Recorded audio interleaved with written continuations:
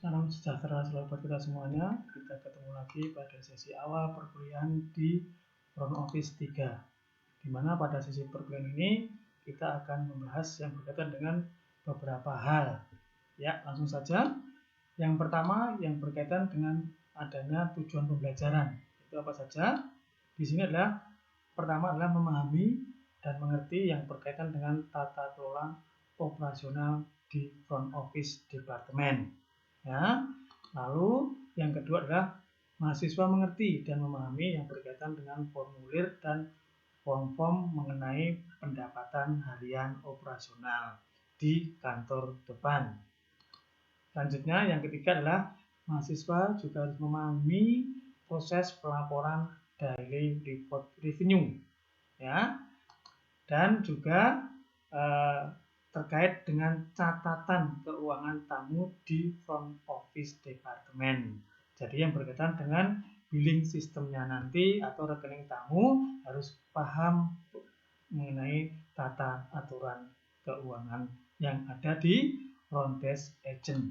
Nah, di sini juga selain kita memahami pendapatan utama dari kamar, juga ada Form Minor Operating Department dan yang berkaitan dengan penyesuaian laporan-laporan yang ada selain dari pendapatan utama, kamar, dan juga food and beverage-nya.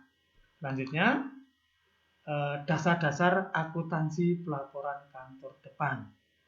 Lalu termin pertama ini ditutup dengan mengenai metode forecast room revenue. Itulah termin yang pertama. Lalu termin yang kedua adalah dibuka dari permulaan mengenai apa? Pemahaman terkait pengolahan tingkat hunian kamar atau okupansi. Itu ya.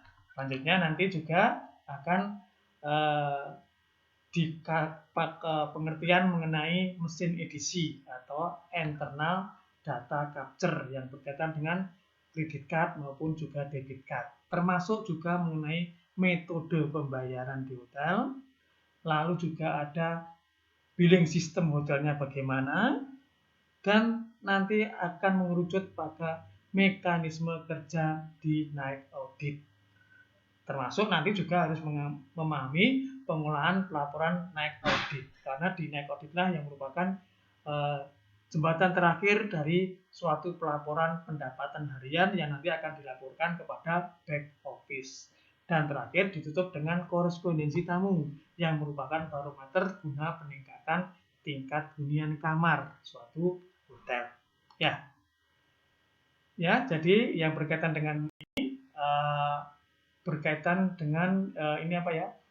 Fokus pada pembahasan tata kelola manajemen di Front Office Departemen disertai dengan format-format maupun formulir-formulir yang digunakan pada proses pelaporan pendapatan harian di kantor depan.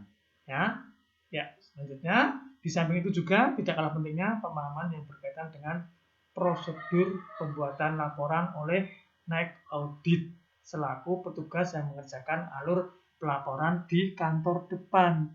Nah, di sini nanti juga mahasiswa diharapkan dapat mengerti dan memahami dasar-dasar proses pelaporan night audit dan juga metode pengelolaan pendapatan harian operasional tamu.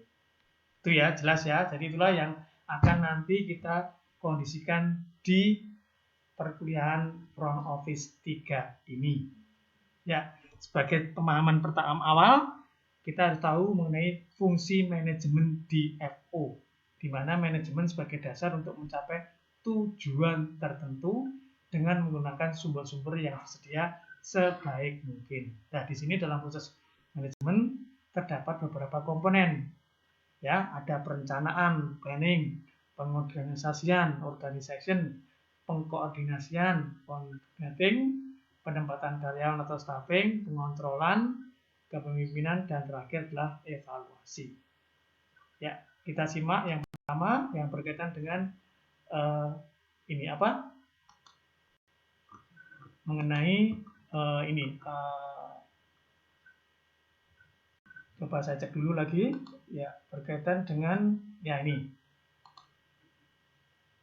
contoh perencanaan, ya, contoh perencanaan yang ada di front office, yaitu perencanaan program kerja tahunan, perencanaan harga jual kamar, perencanaan cuti karyawan, perencanaan program kursus karyawan, perencanaan rencana anggaran belanja bulanan, dan juga mengenai perencanaan program auditing atau penyegaran untuk karyawan. Itulah contoh yang berkaitan dengan tata manajerial yang pertama, yaitu adalah planning atau perencanaan di FO. Ya, selanjutnya pengorganisasian. Di sini pengorganisasian adalah pengelolaan sumber daya manusia yang dirangkaikan sesuai dengan fungsi dan perlengkapannya. Dalam manajerial di kantor depan itu terkait dengan pengorganisasian meliputi struktur organisasi di kantor depan, mulai dari front office manager hingga pada rank and file, yaitu antara bellboy maupun doorman. Lalu juga dilaksanakan pembagian kerja dalam melaksanakan program yang telah ditetapkan, termasuk sistem pemenang, tugas dan tanggung jawab, serta hierarki pelaporannya. Itulah yang berkaitan dengan pengorganisasian. Ya, lalu pengkoordinasian atau coordinating. Ini merupakan usaha untuk mensinkronkan, menggabungkan, menyatukan berbagai macam kegiatan demi tercapainya tujuan organisasi. Ini melibatkan juga yang berkaitan dengan sumber daya manusianya, termasuk juga staf-staf yang ada di front office departemen. Itu ya, itu yang berkaitan dengan pengkoordinasian. Lalu staffing atau penempatan karyawan ini berkaitan dengan manning guide atau penempatan yang sesuai dengan tingkat hunian kamar yang nantinya sesuai dengan operasional yang ada. Jangan sampai nanti terlalu banyak karyawan yang ada tetapi pada nganggur semuanya. Jadi harus manning guide-nya harus main sesuai dengan tingkat hunian yang masuk berapa, yang libur berapa. Itu salah satu berkaitan dengan staffing. Ya. Selanjutnya alat ini adalah kontrol. Pengontrolan di sini meliputi kontrol terhadap keuntungan kamar atau room revenue, apakah itu profit atau tidak. Jangan sampai nanti kita istilahnya dinas sosial menjual kamar tapi tidak memberikan keuntungan atau profit. Termasuk juga kontrol terhadap average room rate, harga kamar rata-ratanya naik atau malah turun. Di samping juga kontrol projection dan actual dari anggaran yang telah ditetapkan, termasuk nanti kualitas pelayanannya. Ingat, front office itu harus zero complaint dan service excellent atau excellent service.